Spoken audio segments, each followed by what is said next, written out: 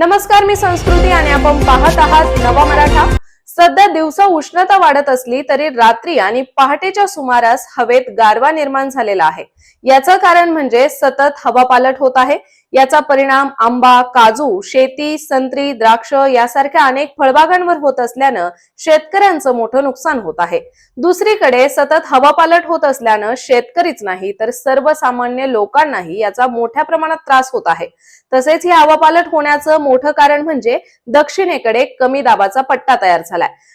त्याचं रूपांतर चक्रीवादळात होण्याची शक्यता आहे आणि त्याचा मोठा फटका दक्षिणेतील राज्यांना बसत आहे।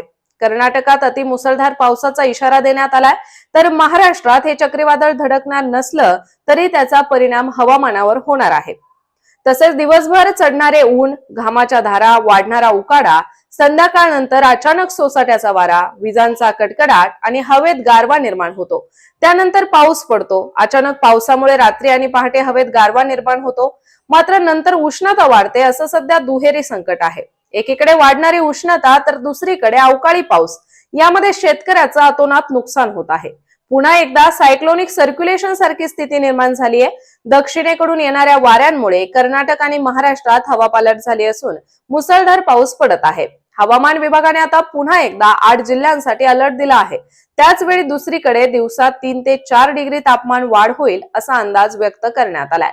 कोकण पट्ट्यात रत्नागिरी, सिंधुदुर्ग जिल्ह्यात विजांच्या कडकडाटासह पावसाचा इशारा 29 आणि 30 मार्च रोजी देण्यात आलाय। मुंबई, ठाणे आणि नवी मुंबईत यावेळी कोरडं किंवा ढगाळ वातावरण राहील असा अंदाज व्यक्त करण्यात आला आहे। पश्चिम महाराष्ट्रात पुण्यात गारवा राहील, तर काही भागात पावसाच्या तुरळक सरी बरसतील। कोल्हापूर घाटमाथ्यावर मात्र ढगांच्या गडगडाटासह पावसाचा अंदाज व्यक्त करण्यात आलाय। सातारा आणि घाटमाथ्यावर देखील 29 आणि 30 मार्च रोजी पाऊस पडेल असा अंदाज वर्तवला आहे।